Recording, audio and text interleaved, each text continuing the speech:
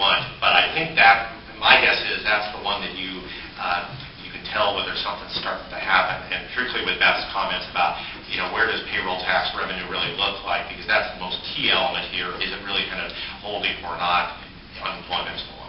Now, I'm okay with the way that we receive it. The reason I just do that is because I know that when you talk, I tend to try to equate to what it is that you're saying, and it's not there. But no, I'm comfortable with it. Maybe I should be more clear. No, I'm comfortable. No, you're doing a great job. George? Great job. I'm sorry. I'm doing a good job. No. George. Oh, okay. Two things. One is a question, one is a comment. You spoke about lift and the decline in ridership. I would like to think that is because we're training people and they are now beginning to use our other services. As a CAT member, you can say that's the comment.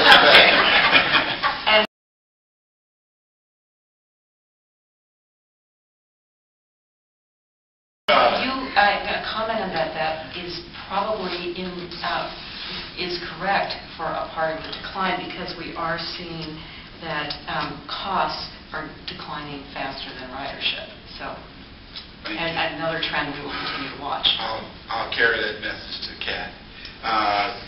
Number two is something I didn't understand, and that's under your assets, you show the restricted assets held primarily for capital projects. Yes. But you also show it down in your non-current liabilities.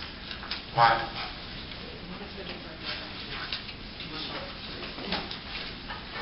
I'm sorry, deferred capital project revenue. So that we actually have a requirement that if we don't spend all that money for the project, we have to return it to the state.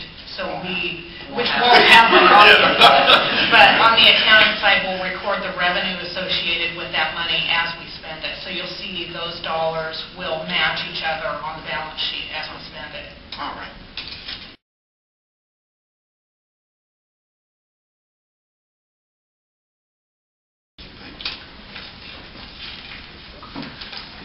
Then did you have a question? Yeah, thank you. Thank you, Mr. Chairman. Yeah, Beth, your barometer's pretty good there. I wish I wish it was more positive, because none of us want to have to face what we face since I've been on the board too, and it's, it was negative to all of us to have to cut services and do the things we had to do. I share your comment though, because our barometer is the freight. If we move and freight's way down, it's not a good sign, and we don't see the upturn. Having said that, when the state passed it, they will increase for us. When will that show some effects, even though the employment's down? The payroll tax increase that the state gave us authority to implement needs to be approved by the board. And I believe the earliest that could be would be in 2010, and the board has to come to the conclusion that implementing the increase would have no adverse effect on the local economy. So that will be back before you when you feel it's appropriate and when you can make that assertion. Very frankly, it's hard to think that that's before 11 or 12. 11 at the very earliest, and I think more likely 12.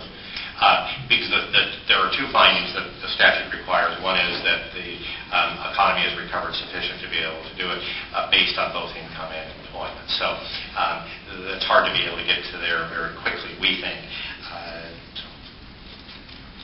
And one last thing, I think you all are aware, but that statute provides, as it did in the 2003 statutory change as well, that it is to be phased in over 10 years with no more than 0.02% in any given year, but phased in over 2 years. So if it's in the 12, it really goes in at 12 and then completes in 22.